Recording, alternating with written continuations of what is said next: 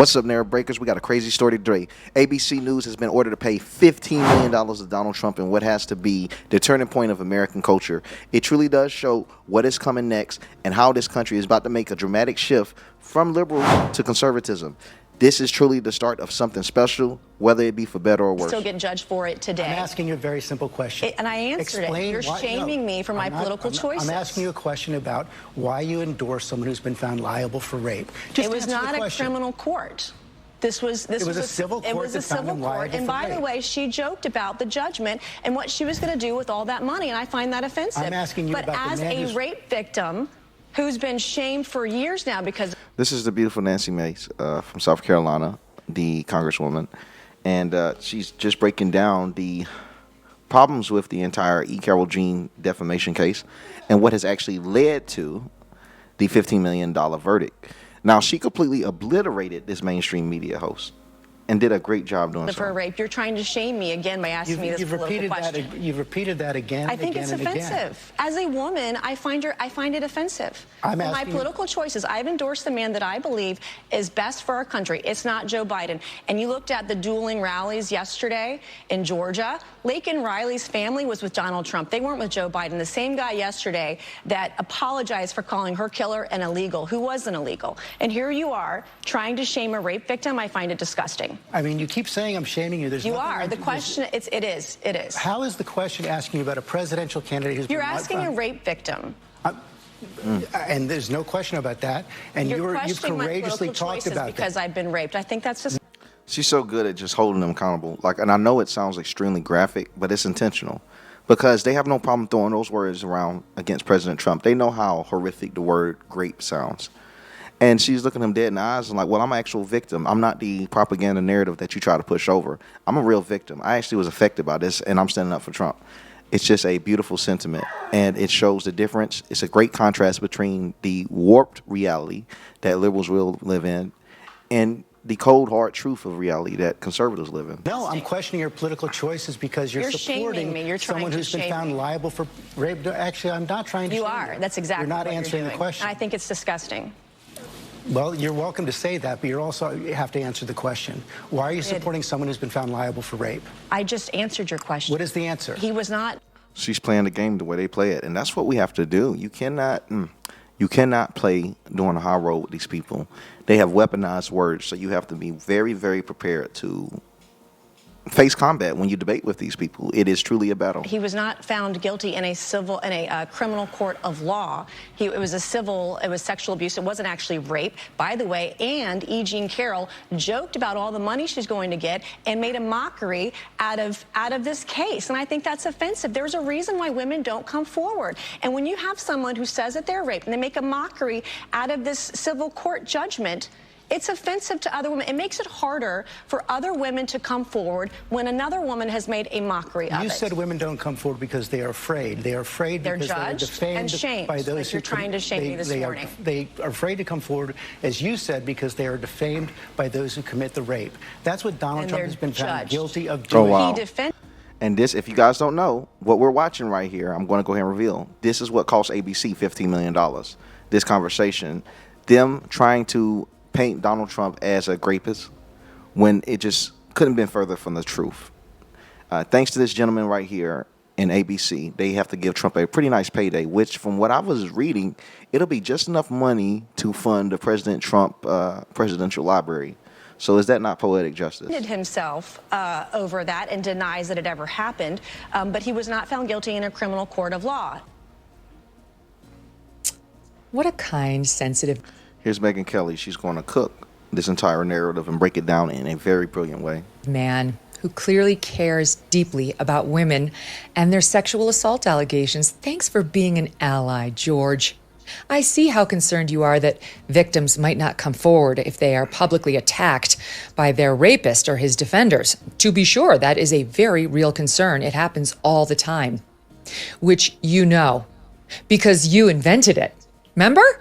When you created a whole command center designed to smear Bill Clinton's sexual assault and rape accusers so you could elevate him right into the presidency.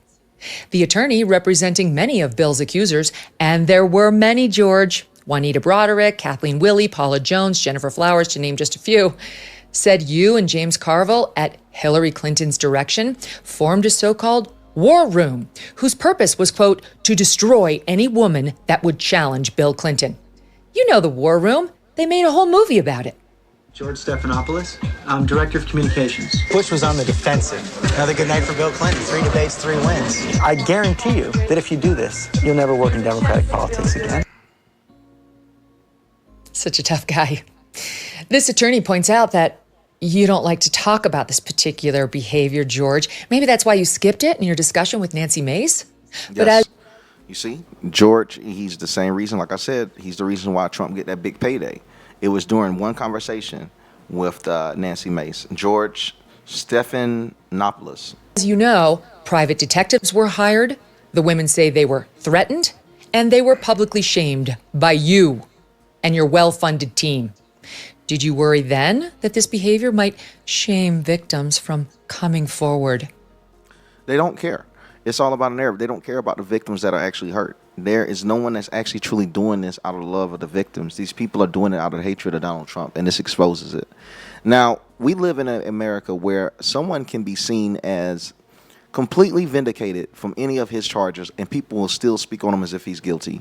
We're seeing the same happen right now with Daniel Penny and Donald Trump, which to me, it makes sense on why these next clips that I have are included in my compilation, because, man, we're going to have to talk about Mr. Penny and Trump and how they are very similar, and how them just uniting at the Army-Navy game is historic. It's historic and very symbolic, in my opinion. It's one of the most symbolic nights I've seen of this presidential election.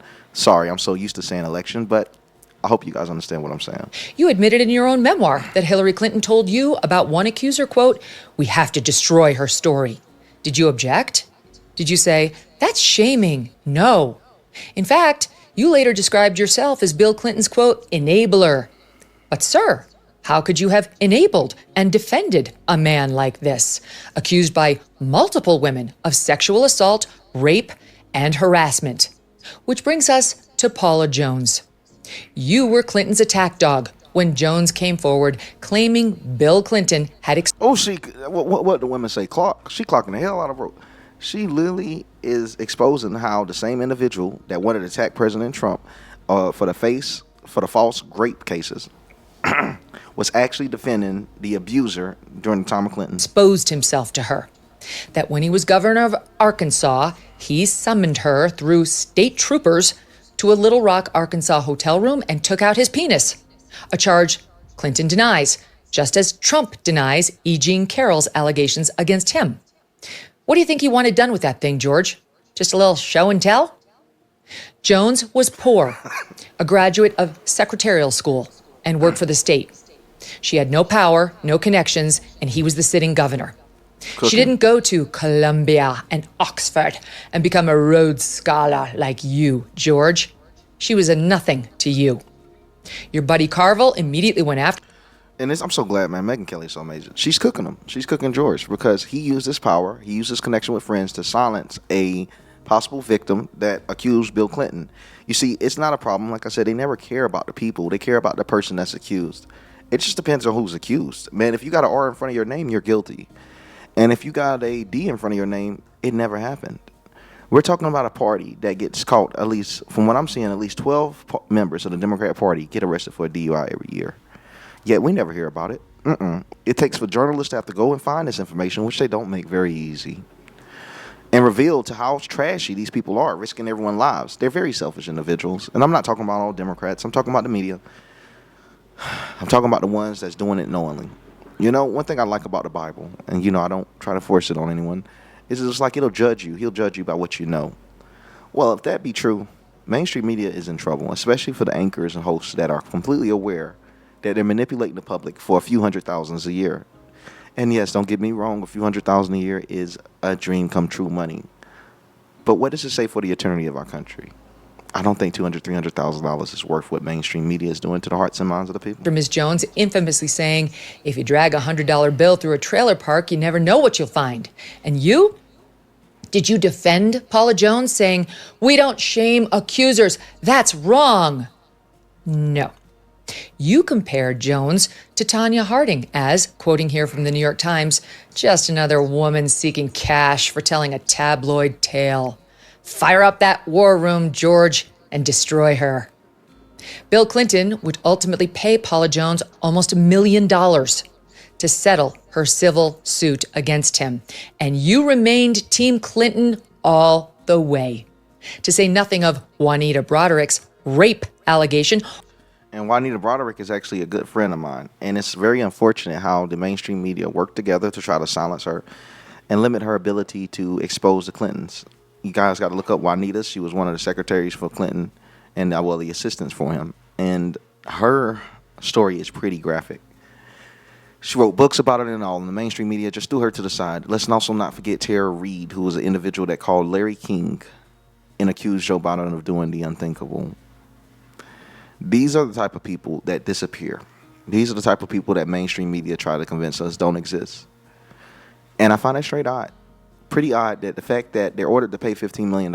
If this truly was a great victim, right? Carol Jean, and President Trump got away with it. I believe if you truly cared about the victim, they would find a way to keep pushing this story and say how it was unjust how ABC got attacked. We all know the mainstream media is all in cahoots with each other. So where is the outrage? Where's the outrage that Trump is getting rewarded $15 million? Oh, they can't, because they know it's illegal. They know they're peddling lies. So now they got to actually play it safe. They were able to say and do whatever they wanted to, Biden, which it shows you there's a contrast between two presidencies. You're able to lie if you got a liberal as president, or at least Joe Biden for that part.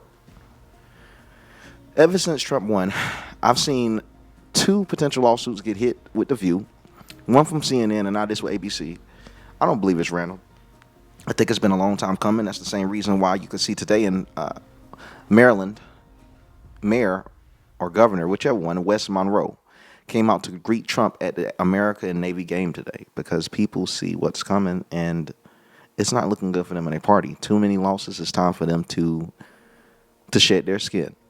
I love the TV show Game of Thrones, and one of my favorite characters, and no spoilers on this, is an individual called the Lord of Whispers. I won't even expose the name or anything, but anyone that knows who he is, the people that have the Lord of Whispers, it's an amazing title because it shows how they're able to shed their skin and play the perfect position at the perfect time in order to move up the ladder. You can literally go from being like a janitor to the closest thing to a king just from how you play it. And we're seeing it. We're seeing people prepare for the transition of power, and they're shedding their skin because they want a chance to survive on the Trump's America.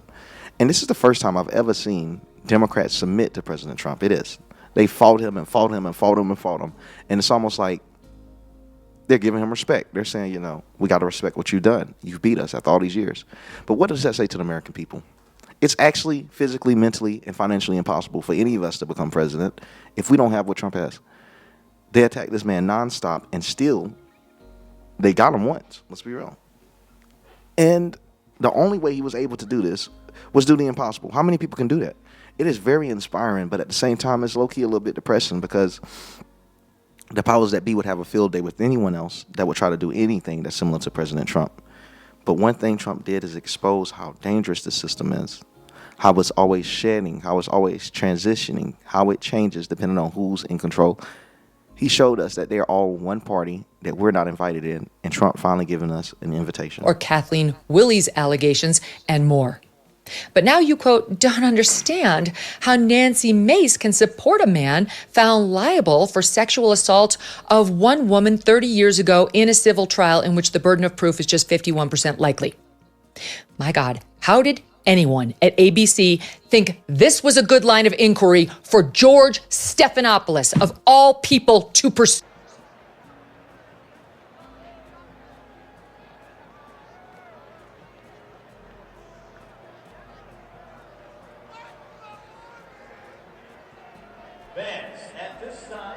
Oh, my content dropped down. Oops, apologies.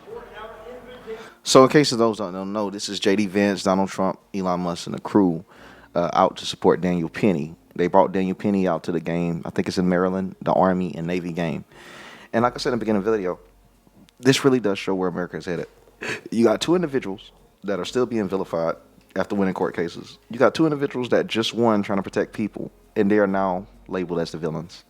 Although they have this label, although people are trying to cancel both of them at all times, they were able to meet up after the storm is settled. And the fact that Americans can't be canceled anymore for trying to protect their own, it says a lot. It says where we're heading. You tell me if Joe Biden won, would this individual have the opportunity to go to this football game and chill with the president? No. Because of the left's narrative, he is a villain, and so is Trump. So now the villains have teamed up. It's as if we're no longer, see, this is why I say it's a changing point in culture.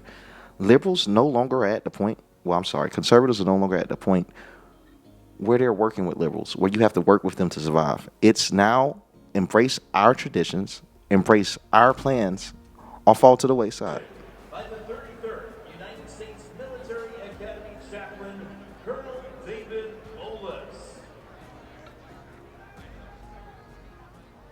I invite you to pray with me. I lift up my eyes to the hills. Where does my help come from? My help comes from the Lord, the maker of heaven and earth. Almighty God, we gather with hearts full of gratitude and pride as we witness America's game.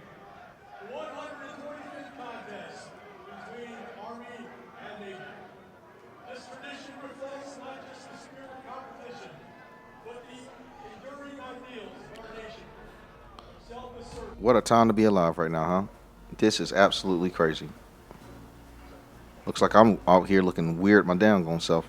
But yeah, this is a time to be alive because, like I said, it shows us that you can no longer get the cancellation.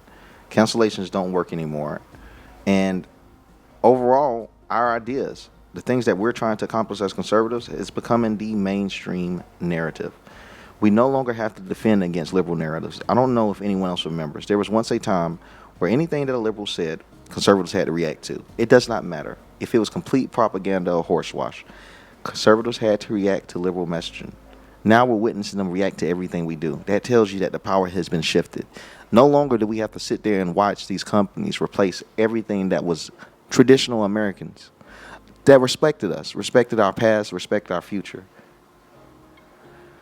We are currently in a cleansing area where all of the BS that washed up on our country has got to be thrown back into the ocean of propaganda and failure.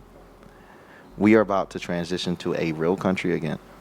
And you no longer can be canceled, and you no longer going to be gaslit when you try to protect it. Sacrifice and commitment. We stand in awe of these cadets and midshipmen who are willing to lay down their lives for every spectator in the stands.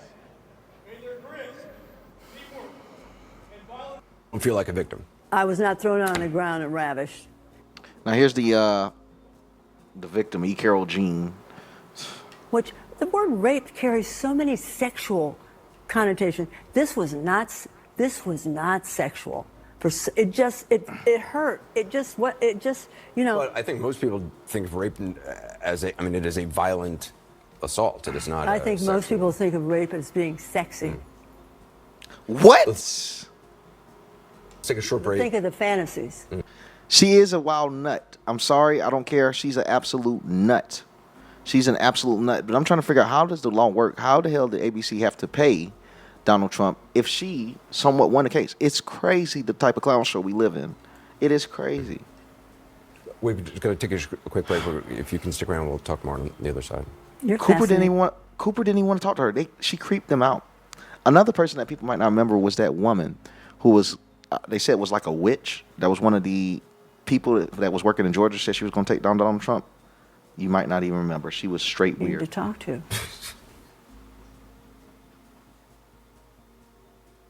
And here it is. Bannon War Room, minute one. I'm sorry about that, chat. Sorry about that. Let me get there right here. So here we go. This image right here, a lot of people, it's going to ruffle a lot of feathers, but I believe Daniel Penny, he deserved a moment. New York, which is a liberal state, liberal city, sat there and said that the man is innocent. If they can say he's innocent, anyone can say he's innocent. So it's just a precedent. You save people against adversity, even in a liberal city, you can have the chance to win. And it says a lot to stand up, to be brave again. Don't be afraid. If you're a man, become a man. Minute one agenda for January 20th. Tom Holman told me to expect. Here's the legendary Steve Bannon breaking down exactly what he wants to see for President Trump during this 1 minute in of his presidency. And it goes in perfectly with this entire video because it shows where we headed. Shock and awe, which I like. God knows we need it because it's been so bad for far too long. What do you think? What's the Bannon minute one agenda? I think it's Homan and Miller on everything we're dealing in 50 or 60 executive orders regarding that. I think it's also on the economy. I think it's an immediate spending freeze. You cap everything in executive order immediately, full stop. Besant, Navarro, all the National Economic Council, everybody coming together for the plan, working with the House on appropriations to get a budget for President Trump immediately. And then on the wars, quite frankly, I think it's you set up, you start. President Trump says, I want to sit down with people, right? I'll go there if I have to. I'd rather have you come here to the White House. Also, in the deportations, I think he immediately calls for a summit either in Mar-a-Lago or down the Rio Grande Valley, where he has the frontline nations, Mexico, Latin America. President Trump is best. You think he's good on stage, he's best in the room. And what I think in the first 100 days, we all think he should be in the room with the key decision makers in the Third World War to shut down the kinetic part right away. Also, the invasion of the southern border. That all, to me, should be in the first. Not only I pause to speak to it, but Bannon is just cooking. I'm going to let this man just keep cooking. 48 hours. I'd also, since it's a Monday, I would, maybe the next day or the day after is call Congress back. He goes up there, he gives his inaugural address, and he goes back, he goes to Congress and gives that. The only thing I will say about the inaugural address, and this is a strong recommendation. Last time I think it would have been better if he did the whole thing. The speech this time, I think he starts and gives a traditional speech to the people and this huge crowd that's going to be there. I would strongly recommend halfway through, just pivot the podium and turn to the political class of Washington, right? With the people to his back. And he goes through bang, bang, bang. Here's exactly, I want to make sure you guys are looking at me when I walk through what I want to do. Bang, bang, bang. The crowd immediately supports him. He turns the podium back around, finishes the speech. He's put everybody. This is why Bannon is a great advisor. And I love seeing these small clips of people that just show why they got into the positions they did. Before I got the opportunity to be blessed with all of you watching my content, I was always studying these individuals, the same as you. And that would have just always struck me with how he just broke down how he would like to see President Trump get inaugurated. He's a visionary and innovative. It is a very, very powerful message, what he just said. And it, like I say, if you ever have any doubt as to why Bannon is able to be a political analyst and able to be in the rooms that he is, it's when people express their thoughts like that, it just has a way of just destroying any type of questions that you had and any type of skepticism. On notice. There's no, as your father has a great saying I always love, no games, no game, right? So we just do the no games 100 days.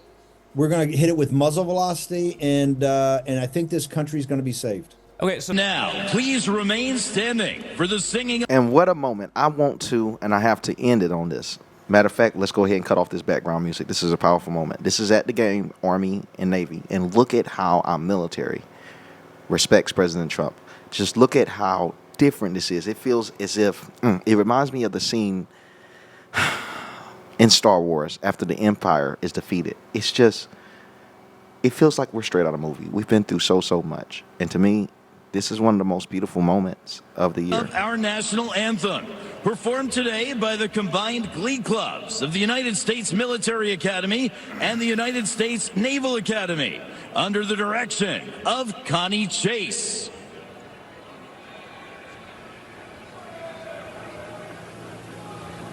Here it goes. You guys got to see this. Oh, say can you see by the dawn's early light what so proudly we held at the twilight's last gleaming, whose broad stripes and the bright stars through the perilous fight o'er the ramparts we walked. That's my president. That's my president.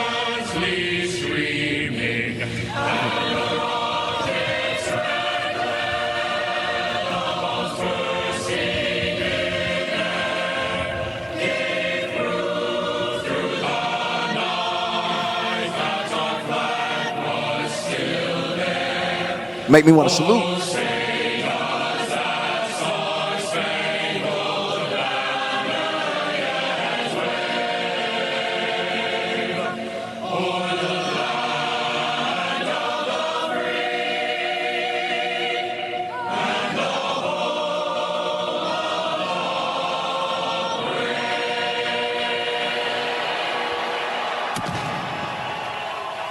Now, I would not lie to you. These are the things that make me low key kind of miss the Army a little bit. Is being able to do that in that salute. It is one of the most powerful feelings in the world to salute. Also, you're never supposed to salute inside. I'm just joking with my salute, but you always saluting outside. But it's one of the most powerful feelings to put that uniform on and have formation, and you saluting to the flag, or even the national anthem. It just feels so good. It's something that can't be explained properly. It's something that you have to do yourself, but it is one of the most empowering feelings. It's almost as if you can feel every other individual that wore that uniform and what they believed in. I love this nation. Please like, comment, subscribe on the post to help it constantly boost up. I just had a recent post. It got 1.5 thousand views in 4 hours. And YouTube is saying that video is a flop. And that's only because people have been pushing my content so much now. You guys have been supporting me so much that my new lows are higher than my old highs. So super appreciative to you. I'm currently battling the cold. Well, I'm sorry, the flu right now. Extremely sore. It's hard to film this one. But I hope the quality didn't decrease any. About to go get me some rest. We're going to do this later. Please click the notification bell so you can stay updated.